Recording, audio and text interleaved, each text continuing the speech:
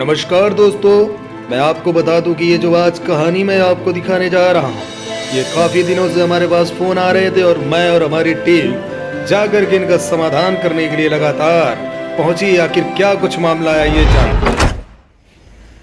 तो दोस्तों नमस्कार, मैं फिर आ गया हूं और आज मैं जहां पर आया हूं मैं आपको दिखाना चाहूंगा। हमारे अखिलेश भाई से भी कहना चाह रहा था, पहले इस घर के नजारे को दिखा दीजिए कि भाई ये घर आप देख लीजिए।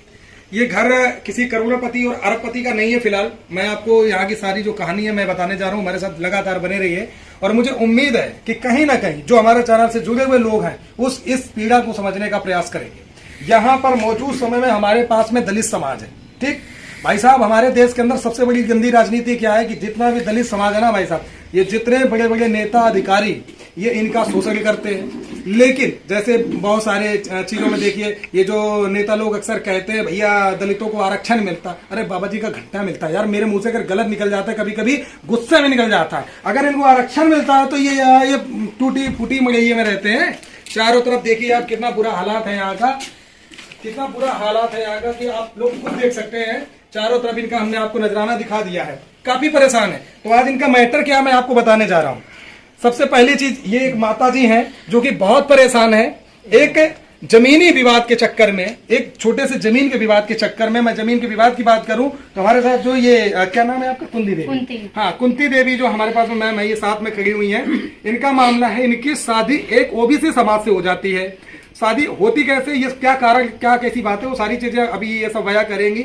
उसके बाद उनकी मृत्यु हो जाती है। मृत्यु होने के बाद में देखते हैं कि ये जब अपना दूसरी जगह रहने लगते, जो भी अपने आपसी घर में कारण रहा वो बताएंगे आपको। तो जो खेती वाला मामला था, बच्ची के नाम से 3.5 बीघा खेती कोर्ट के अनुसार, लिखा पढ़ी के अनुसार बच्ची के नाम से आ गई। अब जो ये ओबीसी समाज है भाई साहब, यहाँ पे जातिवाद नहीं कर रहा हूं मैं, बात यहाँ पर ये कर रहा हूं कि कहीं ना कहीं ये जो उच्च स्तर के लोग हैं, ठीक है, मैं भी एक ब्राह्मण कुल का पैदा हुआ तो, लेकिन ब्राह्मण हो या ठाकुर हो, कोई भी हो, उसका ये फर्ज नहीं बनता है कि आप किसी छोटे व्यक्ति को सताएंगे, और सताओगे तो इस चैनल के माध्यम से भूसा भर दूंगा, ये वादा है हमारा। तो इसलिए मैं कहना चाहता हूं कि इनकी जो परेशानियां हैं मैं आपको सुना रहा हूं। इनकी खेती की जो परेशानी थी, इनको मिलवाने वाला आखिर कौन है, ये सामने हमारे साथ में आइए, सामने आइए। क्या नाम है आपका? मेरा नाम राजकुमार है। राजकुमार, पूरा नाम बताइए। राजकुमार कटियार बताए थे ना आप? हाँ, कटियार है ना? राजकुमार कटियार है हमारे साथ में। और ये एक नॉर्मल परिवार के व्यक्ति है। एक अगर मैं बात करूं कि चौकीदारी करते हैं भाई साहब, ये 2000-2500 रुपए इनको महीना मिलता है। क्या करें क्या ना करें भगवान मालिक। ठीक, आज ये सोचिए, ये भाई साहब इनकी हेल्प के लिए इन्होंने मुझे कॉल किया कि भैया एक महिला बहुत परेशान है, आप जैसे लोगों की जरूरत है, इनकी सहायता करो। मैंने कहा चलिए भाई, मैं जरूर कोशिश करूंगा, सहायता करूंगा। काफी दिन से हमारी बात चल रही थी, समय ना मिलने के अनुसार, और ये तो मामला क्लियर ना होने के मामले में फिर हमको जल्दी से जल्द अपना आना पड़ा। इस भाई के कहने पे मैं आया। ये भाई हमारा इनकी हेल्प कर रहा है, लेकिन इनके ऊपर में थाने में, अभी थाना का भी हम आपको पूरा वो दिखा रहे हैं कि पुलिस कैसे आई थी, क्या आई थी, सब वीडियो में आपको दिखेगा। थाने पे जब ये भाई साहब पहुंचते हैं तो इनके ऊपर गलत इल्जाम लगा दिया जाता। इनसे बोला जाता है कि आप इन दोनों का कुछ गलत अफेयर चल रहा है। मतलब कहने का मतलब है कि अगर ये इनकी आवाज बनना चाहते हैं, कल को इनके लिए बोल दिया, हो सकता है कल को हमारे चैनल के लिए भी बोल दिया जाए कि ये सब लोग, या हमारे लिए बोल दिया जाए कि इनको कोई ना कोई यहाँ से लालच होगा। तो ऐसी बहुत सारे जो निगेटिव लोग हैं, तो इनको फंसाने का भी काम किया। इनको बैठा लिया गया थाने में। थाने में बैठाने के बाद हम लोग लगातार सुबह से लेकर रात तक वहां पर बैठे, लेकिन इन भाई साहब को, इनको सबको वहां से वापस में लेके आया। वो लोग इनको छोड़ नहीं रहे थे। बहुत सारी जो दिक्कतें हैं ना, ये मैं आपको सामने बता रहा हूं इसीलिए। और ये हम यहाँ पर है, ये पूरी माता जी आप आइए सामने। आप मुझे ये बताइए कि आप यहाँ पे, अभी आप हमें थाने का मामला बता रही थी, कौन से थाने में आप गए? कोतवाली। कौन सी? छिबड़ा में कोतवाली में गई थी। हाँ। तो उस कोतवाली में आपसे किसने बदतमीजी की? मुंशी भी बैठा था, नाम नहीं हम जनती नहीं, नाम नहीं पता है। वहाँ के मुंशी थे या दरोगा, कौन थे? क्या लिखिया थे और पतरे आते, लड़का आते तो बहुत। उन्होंने क्या कहा आपसे? उनने जाकर 1.5 लाख रुपया, हाँ, कल्लू बिशुनगढ़ के कल्लू प्रधान लिखवा गए हैं 1.5 लाख रुपया। तुमने चोरी करी है और तुम्हारी बिक्की बेच ली है। हाँ, और आपको कुछ गलत शब्द का प्रयोग किया? गलत सलत गाड़ी दे के यहाँ पर तू क्यों आ जाती है, भाग यहाँ से। आप सोचिए, हमारे देश का जो ये प्रशासन है, मेरा प्रशासन से कोई झगड़ा करने का उद्देश्य नहीं है। मैं हर प्रशासन अधिकारी का मैं इज्जत करता हूँ, रिस्पेक्ट करता हूँ, लेकिन अगर किसी भी तरीके से अगर इन तमाम गरीबों को आप गरियाएंगे या गाली देंगे, कसम मागी खा के कहता हूं भूसा भर दूंगा अगर अपने आप पे आ गया। मैं भी एक आजाद प्राणी हूं, मैं किसी का गलत नहीं सोचना चाहता हूं। इसमें अगर इस माता के साथ में, इस बुजुर्ग माता के साथ में एक माँ समान है, तुम्हें शर्म आनी चाहिए। तुम्हारी माँ ने तुमको पैदा किया, दूध पिला सला, तुमको शर्म नहीं आती है। इस महिला को आप गाली दे रहे, बदतमीजी करोगे, ये समझ लीजिए। यहां इनके क्षेत्र में खड़े होकर के मैं कह रहा हूं कि अगर इस परिवार को या किसी भी महिला को अगर यहाँ पे कोई तकलीफ दिक्कत हुई, हमारे पास खबर पहुंचेगी तो मैं सच बता रहा हूँ भूसा भरने का काम करूंगा, जिसमें औकात हो, जिसकी रोक लेना हमको। और आप बताइए थोड़ा आपका क्या मामला भैया जी, समझो, बताइए। कल्लू प्रधान ने मरवाओ हमारे नाती कैया, हाँ खूब मरवाओ। गाड़ी जब पकड़ के आई है, अच्छा। और गाड़ी दई ना आई, थाने में ठाड़ी है, और खूब मरवाओ जा, समझ लो जा कई की चोर है। तो बस पुलिस वाले बोले कि चोरी करा, तो हमने भैया हम किसी के तीचे ना छूटे। कागज यही है भाई, कागज तुम्हारे पास नहीं है, भेजे। आओ देखो काकाबत खूब गाड़ी दवाई दम भरी, मैं नाती छुटान गए जो चोरी करके लई गयो ताए तो बैठा रो बा मैया ऑफिस में, और हमारे नाती कहीं 2 दिन। प्रधान का नंबर है किसी के पास?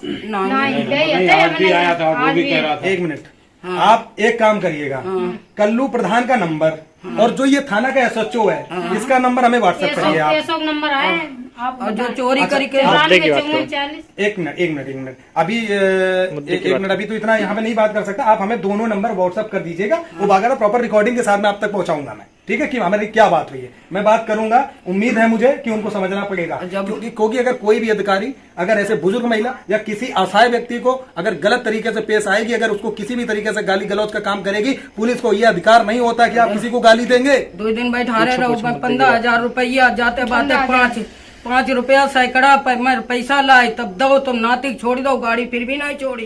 गाड़ी में बिक्री भाई, अच्छा गाड़ी अभी छोड़ी नहीं छोड़ी है, गाड़ी कोतवाली में ठाड़ी है। अच्छा कोई बात नहीं, कल जब आप नंबर हमें भेज देना, हम इसके बाद SO से खुद ही बात करेंगे, लाइन पे लेके बात करूंगा, आप सुन लीजिएगा। आपका क्या मतलब, ये अभी जैसे ये इल्जाम लगा रहे थे, क्या आ रही है मतलब, ये बताइए जो थाने में भी कुछ पूछा कुछ भी कुछ ऐसा नहीं सिपाही तो दीवान जी विजय कह रहे, ये देखो तुम्हारी फोटो है, इनकी फोटो है, तुम्हारा क्या चक्कर है, तुम्हारे हस्बैंड है, क्यों झूठ बोलती हो? हम जबकि सर झूठ नहीं बोलते हैं, हम क्यों झूठ बोलेंगे?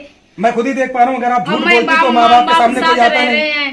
सबके साथ रहते हैं, कहते तुम हम यहाँ परेशानी मुसीबत यानी मजदूरी कर गए, अपने बच्चे पेट भर रहे हैं सब जने, और फिर भी कहते तुमने शादी कर ली।